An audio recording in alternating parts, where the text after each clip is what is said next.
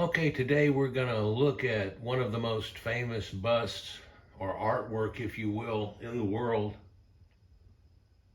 It comes from ancient Egypt, and even in Egypt, with all their fancy things that they have and incredible works that people are familiar with, it easily pops inside of the top 10 that anybody would risk write down.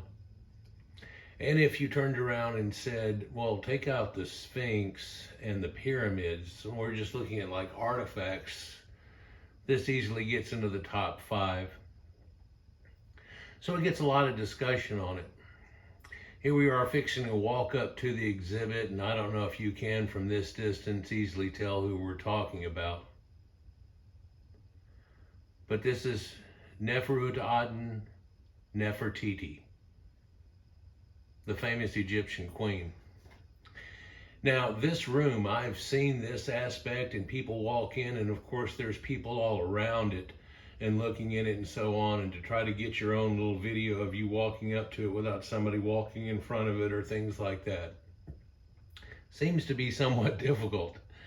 But this is from a channel called Egypt 101, and apparently they paid a large fund or a decent amount to end up getting this, which is the Neues Museum in Germany, to stay open either before or after hours, I'm not sure, and do this. So they end up having their staff on security, things like that, and they stay on extra, and they pay them extra whenever these things type of happen. So it's a boon for everybody, but it's not like you're paid just directly by the hour or anything like that. There has to be something done to this level. Since usually when you look at this room here, it's even more subdued. So actually the overhead floodlights that are on right now in this room, which are still somewhat subdued, even though it's showing up in my camera real bright as compared to what I'm looking at. And it's usually real dark that's in here, but they've got it cranked up a notch. In fact, we're going to get to see Nefertiti in a rare way, and that's kind of one of a threefold thing that I decided to do this about on it. Well, fourfold actually. We've been looking at a lot of recreations lately where they forensically do this, but I think it's real important, you might too, if we looked at what the Egyptians said that they look like in their artwork and things like that, and just what this actually shows. And I might stray off in left field and show you a few more pictures that might enlighten you to the amount that this goes on. But let's take a look here at Queen Nefertiti. Now, she's from the famous Amarna period, and so people have denoted that her bust is along that line. And honestly, there are more full-size statues. Here's a depiction of her. There are more full-size statues than there are busts in ancient Egypt. The bust was something that's kind of in Greeks and a lot in Romans and so on, and then people passed that and we took on the idea. But to just have a bust like this is something different, something that they call reserve heads. This is where you take this phenotype and you can use it. And the way that they realize that they probably utilize this is somebody would take this bust all the way up to, I don't know, Luxor, what we call Luxor today, or someplace where Nefertiti's not, and she's not going to sit there for days and let you sculpt and so on like that. But somebody's already done this once, and so they're going to utilize this and take it up there and be like, okay, if you're going to do that, you know how to take this and make it in that Egyptian way and so on. And he kind of discusses this. So I'm going to kind of bounce around with what he's discussing all the way through it so we don't get off in left field, because out of the 4 topics that are there, 2 more are showed directly by him, and then there's another one, and then there's of course Nefertiti in a new light, not looking at it like you're seeing here over on the left, which actually is whenever that floodlights are down and she's actually just being shot from a couple of spotlight type LEDs. And they talked about how they wanted those to be subdued somewhat too. They're worried, they heard about it bleaching out over time, like things can in sunlight and so on like that. And they don't want to ruin this thing in any way, so they keep it in somewhat subdued light. And an easy way to pinpoint her out on that is to make the room even more subdued and then spotlight her. And so when you walk in, it gives you that effect. We'll take a closer look at her in a few minutes here, but this is her name on her cartouche, which is just showing up out of screen on the left. But anyhow, they've found this inscription over a lot of places and turned around and said, yeah, okay, so this is her and him and so on, and made those connections where they have put their names on different places. And it's quite possible that whenever they did so, Nefertiti did not run around to these different places and get chiseled the look of it, but they took something like this bust or a reserve head around to these different places, and they'd be like, okay, throw that in here. Yeah, make it look exactly like Isis, but kind of like her now, and so on. Of course, a lot of people know that there's an Egyptian way of drawing, from the eyes looking like they're looking at you, even though their face is sideways, but their shoulders are turned, but their legs are turned the other way. It's kind of an odd thing. It almost looks like cartoons to us nowadays because of the advanced art that we have. But to look at that, that gives you a better representation of the human body form than most other people. But it seems somewhat static. And when we compare that to like Greek art, which is definitely not static and in motion, and they literally are sculpted looking like gods and things, it's pretty incredible. But different people had different ideas about the way gods would look, and that they have this depiction here in Egypt and how they would look. And usually it shows you the male, who is drawn darker than this, of course, and that's a Caucasian thing from the Wayback Machine. We look back in archaeology and find that women, whenever we started having things like cultivated crops and so on, that the women didn't have to toil as much on that, and so there was a paler woman and a darker male.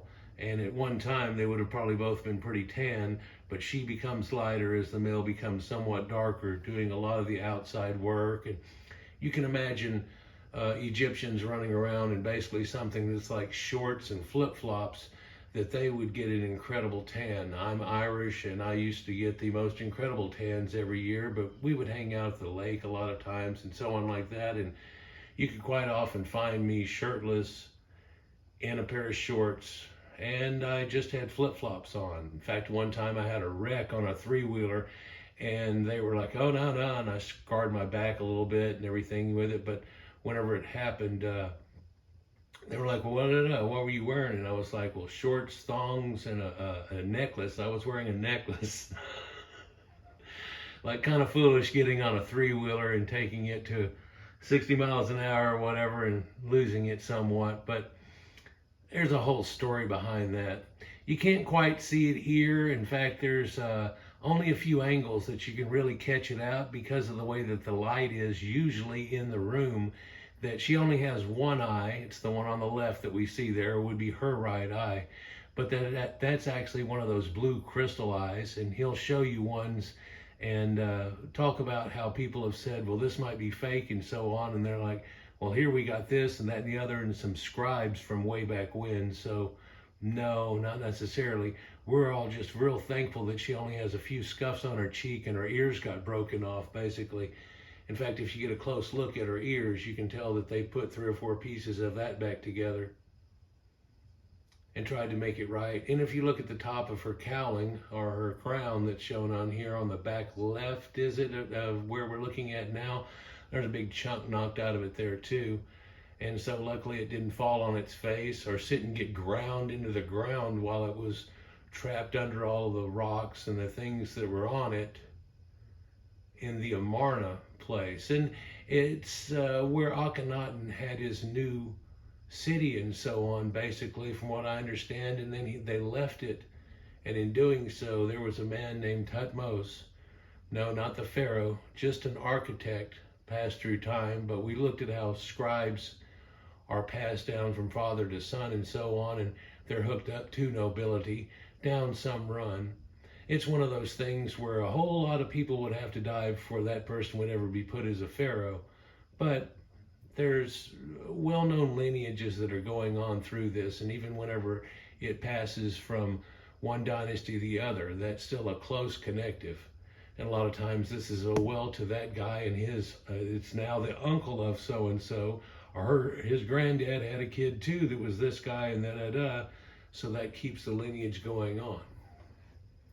Anyhow, so looking at Nefertiti here from this angle, you can't quite see it, but she still has one blue eye in that left side that's shown there. And we'll try to get a closer look at that later. Now again, where this is here is Tel El Amarna, as we call it today, but this was actually where the Akhenaten's new city was made and so on. And then of course, shortly after that, they had damnatio memoriae versus him and tried to write him out of history. In fact, you can see that in that same area where they found an Akhenaten statue wearing the famous blue crown. So they have a red and a white and a blue crown and on it. And you can even see that notch in the forehead where the uraeus would have been and so on. But somebody got mad and smacked the face of it here and busted it, because this is supposed to be a living representation. So believe it or not, ancient Muslims and Christians, when finding out about this and getting caught up into the Bible, realized that, oh, Egypt was, they took them under slavery and oh, so bad. So they went around and smacked them all up. Although you hear all kinds of crazy stories of why that happened. That's pretty much why and how. Let's go on from here though, and we're looking at Nefertiti, which is attached to Akhenaten, and then of course King Tut. So we're all pretty aware of this dynasty, and you know, sometimes I make the mention that we probably wouldn't be even talking about this as much as we did if King Tut's stuff had never been found, and therefore put a spotlight on this point in time, which was really a blemish on Egypt whenever they went from their full pantheon to trying to believe in a sun god again, because that seemed to be where everything started from in the Wayback Machine, and go from there. And no, it wasn't going to be Ra and these other things that these people had made up into out of it. It was going to get Ra in essence again somehow. And a lot of people, and important people, have looked at this as being a first attempt at monotheism type of things, but we don't need to get in that. Here he's discussing how there are certain templates and grids that they have found that always go with these things. So whenever they did her sculpture on that too, it has that kind of thing to it, but strangely, because it's a reserve head, it actually has that realism type of look to it too. So when we look at this thing, we're not supposed to look at it and say, well, this is kind of Photoshoppy, but this has actually got that essence of her in it. Whether you think it's a little Egypt Photoshoppy, it's actually got a lot of her original look in it. So, and we'll look at reserve heads in a minute, and I'll give you an example of that right after he ends up showing quite a few examples too. So, again, busts are kind of rare off of this, and it's believed that there might have been a lot of busts, and basically every pharaoh ever would have busts made of him, but they're either long gone somewhere or in somebody's collection that you'll never hear about, that got passed off from Egypt, from tomb looters and things like that in the Wayback Machine. So a lot of that, in fact, if this wasn't buried in the way that it was, in the place that it was, we probably have never found it, and it would have been long gone, and perhaps never even known about. Kind of like in Göbekli Tepe, where they've got those Stonehenge rings all going around and everything, but it's just buried under a set of rocks and looks like a mound that's sitting there. And anything that wouldn't have been buried like that, you can imagine over the thousands of years since then, would all be gone. In fact, if anybody ever found one, like we're finding them now, it possibly would have been dug out and then it's gone too. There could have been a lot more, but that Göbekli Tepe thing is showing you that not only do they have civilization at that point coming out of the last ice age, but also there's a whole empire that's here. There's like 14 sites, and from what I understand, there's a couple more from one of these other sites that they know of that are even near just one of the ones on the left, or a little more eastern side of it there, if you will. And then somebody else has reported that there are a couple more over here near sites that are on the right. And when we were looking at pictures of that, we saw that there was like bigger gaps and smaller gaps, and it almost looks like they're about the same distance apart, and they figured that's probably a maximum day's walk. So it's possible that all between here, like jigsaw puzzles with very few missing pieces, there might be more and more mounds. In fact, in my study thing, I said, wonder what's up under that mound right there. Somebody got up on top of Göbekli Tepe mound and started looking around and have a picture of that, and I was looking at it and I go, you know, there's a mound that looks just like this one right here. It's just right over there. I mean, it's, you know, 1,000 yards away or something. I wonder what's up under that. Wonder if we look the other way, if what's up under that. But anyhow, let's get back to Nefertiti. So it's something that's been cherished a whole lot, and we'll talk about in a minute how that they want it back in the Cairo Museum and so on, but I think I'll leave that for whenever he goes into it too. But taking a look at this, he's describing right now how she still has one blue eye left in her right eye socket on our left that we see now. And one of the anomalies is that she's missing her eye on the right side. Well, they sifted all of that sand so bad trying to find it and everything. And whenever they got it up out of the dirt, which we can show a picture of here in a minute, it didn't have the eye in it. And they're wondering how that happened. And what's strange, and he'll show you something that I usually show, is back in the earliest dynasties, they had these crystal eyes that they would use with a socket behind it. And even the white of the eyes was a special stone that had little red veins into it. So they would carve it out of that and make a very realistic eye. But after really investigating it and looking into it, she doesn't appear to have ever had an eye there. And whenever they found this thing and brushed the dirt off of it, she didn't have an eye then. So it was in a workshop of an artisan and probably utilized back and forth through these artisans to end up making a depiction in the city that she was in.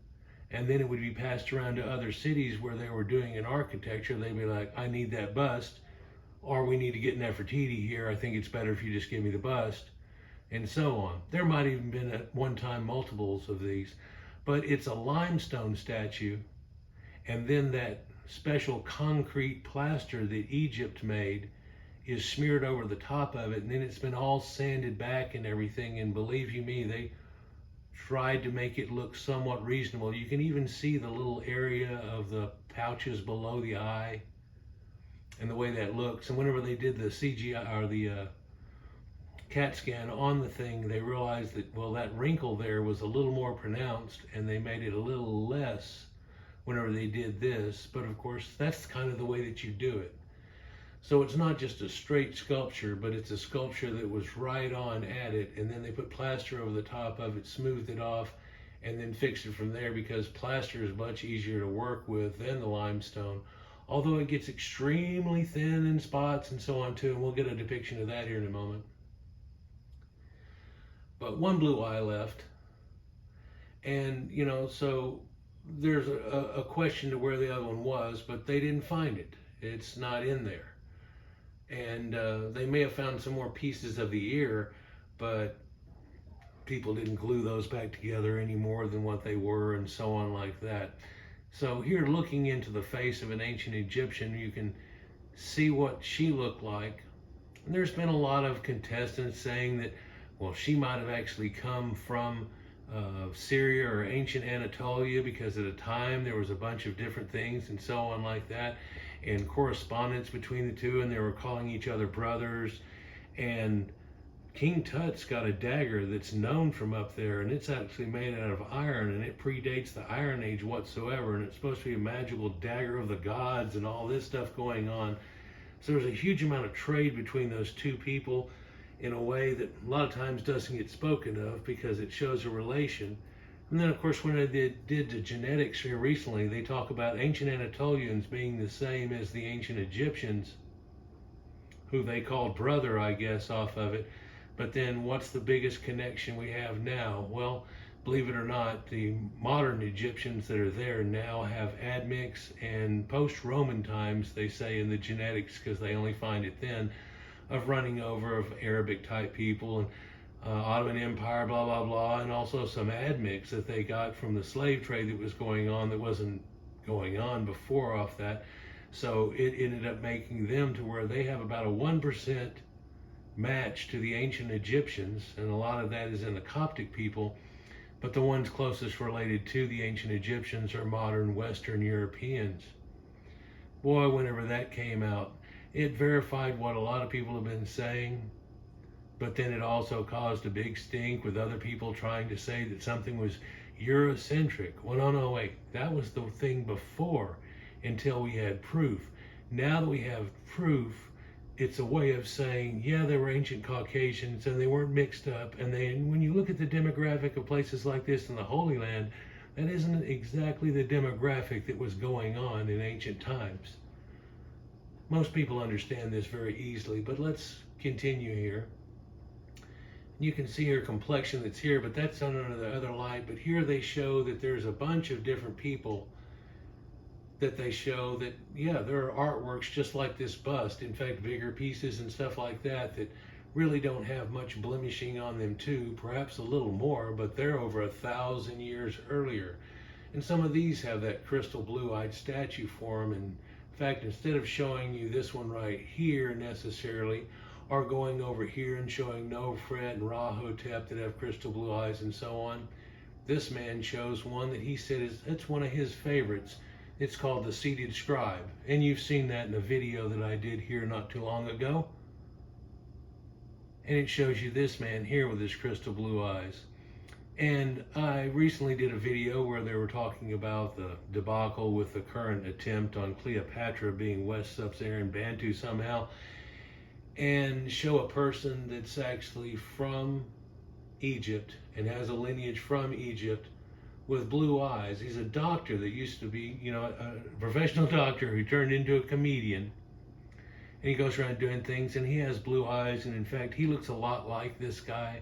I'd like to say that this guy looks a little less ethnic than he does, and this guy has a little more square jaw than Massam Youssef does, but other than that, at least we can look at that and go, hey, that looks kind of like this person, or hey, that looks kind of like that person.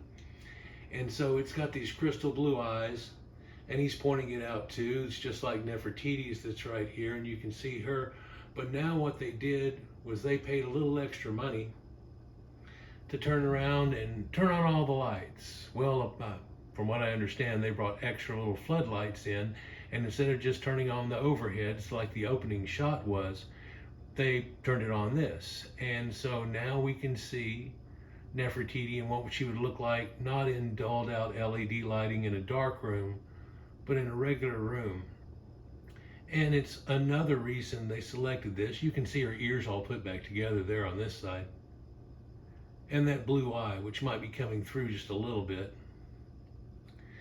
But in that fact, you can see her skin tone that's around on her, and you can see these smudges and scrapes, and in fact, a couple of little lines on her cheek right here, and that's showing smudge and dirt and things like that, and discoloration. And of course, that's done well over time. In fact, they ran this through the CAT scan, did the thing on all the paints, and they found out, oh no, this is that ancient paint. We've analyzed this before. But it's not new made ancient paint.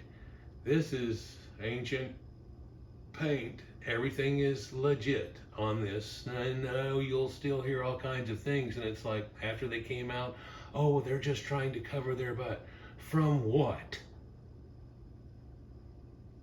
Anyhow, you can see these streaky marks that are across her jaw and chin and everything, and somebody even way back when said it looked like there's finger marks from where they picked it up and tried to rub it off.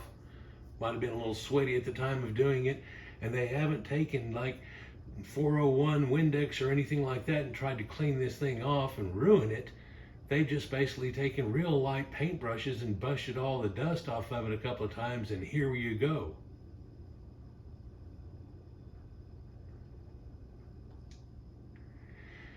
So again, it's one of the most important ones, but when they did this scan, they were able to look through the little bit of plaster and see the real one, and it's like, well, is it just like a ball and then they put the fake face on it? No, it's exactly the whole thing. And in fact, there are areas you can see here with the depiction he's showing right here that it thins to the point of actually being non-existent, and in most places there's just a little bit extra on there, and then of course they sanded it down like this, so it's extremely close. And it's looked like that what they did was they used that to help the expression slightly, that she had a little bit more of a slight smile, you know, that Mona Lisa type thing or whatever, and that it might have helped that in some way, and then around the eyes and so on. So it's pretty neat to see all these different things and whenever they put it all together, because this thing's been kind of protected here off of it, and Egypt really wants this thing back desperately. And I don't know if you know the history of that, but it doesn't look real good, and it's kind of the reason they don't throw more of a fit than ever they do, because in reality, whenever this got found, this was Ludwig Borchardt here, and he found it in the excavation that's here, and the deal for both of them on it was, well, we're going to give you a lot of money and help all y'all out here too, plus all this, plus helping everybody work and all of that. And whenever we get a bunch of stuff, if we get a bunch of stuff, we'll kind of split it 50-50, and you know, I'll choose one thing, you choose one thing, whatever. We got it all figured out, right? And they agreed to it totally. In fact, they got their choice, and they chose a Amarna period thing from Akhenaten, showing you the rays of Aten with its little hands on it. Almost looks like King Tut's chair, which a lot of people have realized now is that was Akhenaten's chair. Because of the sun thing, this, that, and the other, the depiction going on, the whole thing, that was Akhenaten's chair, made out of enamel and blah, blah, blah. Yeah, that's it. That's it. Gilded and gold, yeah, that's it. Yeah. So King Tut has a bunch of stuff in his cache that was actually from the whole Amarna period. Through that, they kind of like tossed it all in there, no anymore.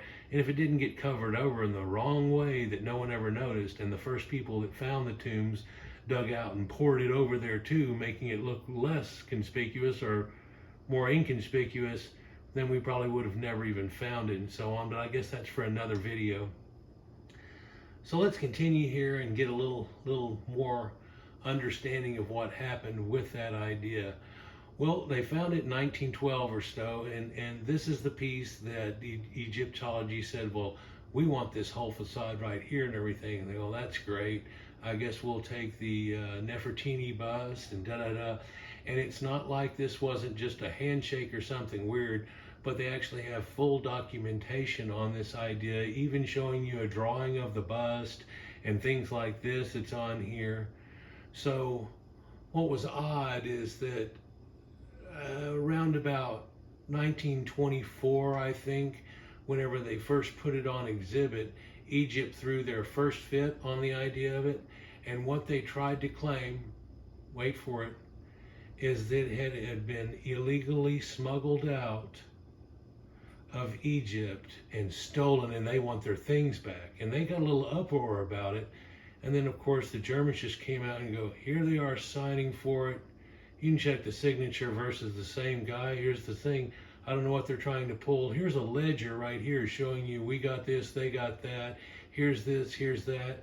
And then that just kind of died away and stuff, but they really, really wanted it.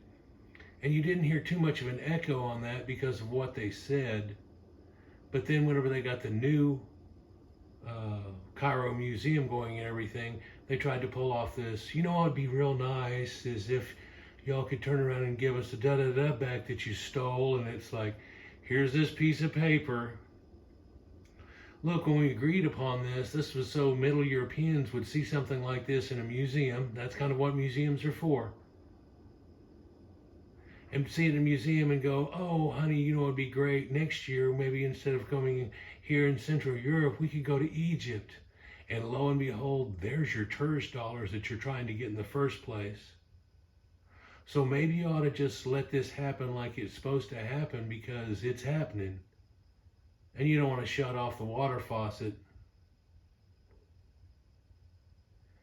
Anyhow, you can let me know what you think over here and downstairs and on whether they should get it back or should not and what justifications you have on it. Because there are museums around the world full of artifacts from around the world, and that's what they're supposed to be, and they're supposed to entice people to now perhaps go and see, hey, let's take a Nile cruise. See how that works?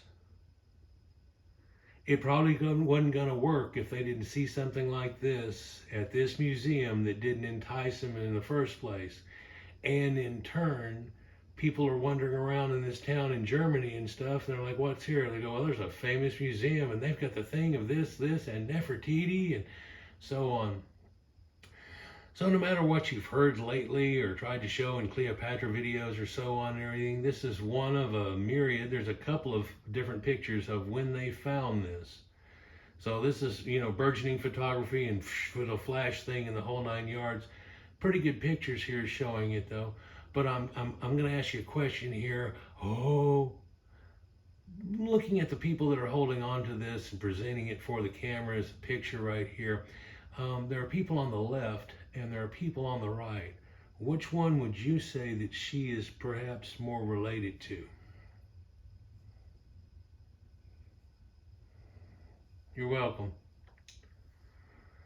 So when they found it, it was all covered in dirt, this, that, and the other. They've got it well documented. There's no way that it's a fake and so on. And sure as hell, they didn't steal it or smuggle it out in any way. And so they try to categorize it in the idea of the Benin bronzes here, or maybe even that one thing from Stonehenge that got taken away from it. But a lot of other people realize, you know, or not from Stonehenge, from Easter Island, you want gum, gum, dum, dum? But a lot of people have realized that that's what's gotten tourist dollars more to Easter Island than any documentaries and things. It's just that thing being there. It's weird. It makes sales somewhat and everything. And they even noticed a big trend whenever Night at the Museum showed up, and then they did have that one, you want gum, gum, dum, dum? Well, what about that one? No, that one wasn't supposedly stolen. Everybody agreed on it, but then they want to point out, well, there's this one, and so we should probably try to give it, you know, you don't understand how this is all working in the idea of a museum. And of course, the Benin bronzes are supposed to entice black people to not try to claim Egypt or anything, but to turn around and go, there's this thing in Benin. You don't want to go too deep into it because if you start making up things in your mind about how all this went on and then find out how this formed off of it, you might get a different idea off of it, but at least you might have something that you could latch on to rather than trying to latch on and culturally appropriate anybody else except for yourself. Let's just continue here, because what we're looking at is that bust and its original shot and the way things looked and so on too. So I guess the question again is, what do you think about the idea of Germany keeping this in their museum to show to people to entice them all to go back? And if Egypt wants to make a copy of it, well, they've got this machine now that makes just copies of it and so on. A couple of years ago, Grant from they used to be looking for ghosts and all kinds of things, but now he's on his own adventure show, and they actually went and got handheld CAT scan machine running on the face, and gave it to a famous recreation artist, and she recreated her, although instead of giving her the one blue eye, they gave her green eyes somewhat, and everybody tried to throw a fit. And then they came out and said, you know, like the color whenever it's in full light that we were looking at a minute ago showing smudges, they said we made it darker than that so people and the locals wouldn't throw so much of a fit, because there's a difference between the ancient and the people that are there now. And lo and behold, black people were throwing a fit like somehow she could have been a West Sub-Saharan Bantu. It's a real issue currently with Cleopatra and all these things showing up, and it's like, well, they like the name Cleopatra. And I don't care what your grandma told you one time. She's not an Egyptologist or even a historian and so on. And what the reality of that is that she was a Macedonian Greek, and y'all just fell on your face trying to claim all this. Well, secretly it's a double whammy. They're claiming that even though we've got it all figured out, there is a possibility she might have been part Egyptian. And if that's in case, then she somehow, watch this leapfrog of dumb, she somehow could have been a West Sub-Saharan admixed Bantu person. The people that didn't know Egypt existed. Oh, wow. So they have that issue and problem there, but it's also self-exposing, showing you their jealousy and what they've tried to come up with is some kind of cargo cult. And the way that that works in the idea that some of this must have been us, instead of us being in a small area of West Sub-Saharan Africa, having to cross a desert bigger than the United States, like Death Valley, all United States, full of lions, to show up at a place that you couldn't speak the language, but all of a sudden, I'm just in the know. Well, what they thought of Nubians, you can imagine what they would think of that. But that all gets a pass, supposedly, like, well, I wonder what. It's gotten past pathetic. Maybe you've seen it. Netflix keeps doing this type of thing. So here we have Queen Nefertiti in her original look and the way that she looked to the Egyptians that carved it during the time that she was alive. Isn't that amazing? What the Egyptians said that she looked like. Here, let's look at one thing more and then we'll end this here. I'm going to show you reserve heads. All I've done here is go to DuckDuckGo. You can do that too. It's just like Google Images if you want, but DuckDuckGo, little bit less of that Big Brother's watching you kind of concept. And so you can look at these pictures of reserve heads and see what these people look like. And this is something like a bust, giving you an idea of what they look like and so on off of it too. And if we take a look at what we're looking at, you see somebody that looks extremely Caucasian, perhaps even Nordic. I've put that across to people and they're like, yeah. And you're like, well, do you see why whenever they first started to do this and you call it Eurocentric, how the people don't look anything even like what we were told Middle Easterners look like today with an admix and so on that goes on that wasn't there in the old times, and what they're showing that the Egyptians themselves showed that they look like. And why they went with that Nordic idea. In fact, let me show you a few more things, like Ginger, the blonde-haired Ghibelline mummy, and then Khufu's granddaughter being a redhead, and then Thuya and Yuya in the time that we were looking at with Nefertiti, being the grandparents of King Tut and Akhenaten there, and they're both stark, blue-eyed people, have blonde hair. Their genetics have shown out to where it's an extreme possibility they had blue eyes. Why? Because they're R1b, and everybody that's got that now does too. Well, where's that genetics at? Well, it's in Western Europe. Then, of course, you hear people saying, oh, you're Eurocentric. No, I'm not. I'm with archaeology and everything that we have in front of us, and I'm not foolish, and I'm not trying to pander or act stupid. And genetics steps up to the plate and says, sorry, excuse me. So there are so many of these depictions of reserve heads that go on here. A couple of them are women. The rest of them, they're men, and they've even over time tried to figure out who it is that they're looking at and talking about and so on, and have picked out at least a few of these different people. So reserve heads, what does this look like? You know, here the depiction just calls it dozens of reserve heads. And then in the process, they're showing you this and phenotypes and the way that they looked, and people like this. This almost looks like the dude from Facebook or whatever, if you will, doesn't it? I'm not wrong here whenever I say I get the little vibes that looks like that dude. Yeah, the little, you know, they call him a half robot alien or whatever. Yeah, it's hilarious. There are other ones that look like Elon Musk and so on like that somebody said they thought it looked like that. People are like, no, what are you talking about? And then they turn around and they put a coat jacket onto him, a hat, and it's like, huh? And it's like, oh yeah, oh wow, I see what you're saying. So anyhow, this is the ancient Egyptians. Nefertiti is from longer on into the dynasties, other Egyptians, and you can look all the way through it and see what this ideal of is perhaps a little bit different than what you're shown or tried to be told or act ambiguous about in any way somehow, as opposed to what the ancient Egyptians giving the opportunity to carve and do statuettes. And it's not like, whoopsie, I messed up and made it look like a European Caucasian. It's like, whoopsie, I showed exactly what they look like. Call me a Eurocentric again and I'll hit you in the mouth. I study it all. Sure, I come from an Irish European background, but I've come to find out from checking genetics that they all used to be in the Middle East and stuff, and my haplogroup is found in Egypt and so on. Well, was it the same people? Is that or not? It's the same people, the same genetics. I've got a couple of videos coming up that'll kind of expose that idea of, the Irish even said they came from the Middle East and they had connections with the Scythians and all kinds of things people don't know about nowadays. And they even wrote it to the Pope and so on.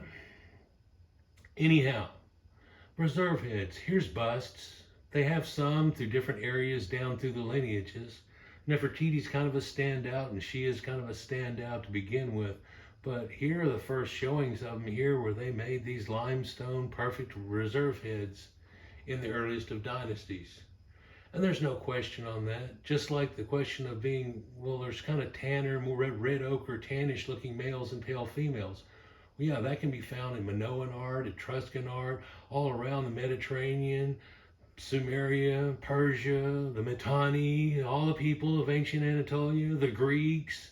We're not confused about any of these people, including the Caucasian Egyptians here, but I guess that's about it.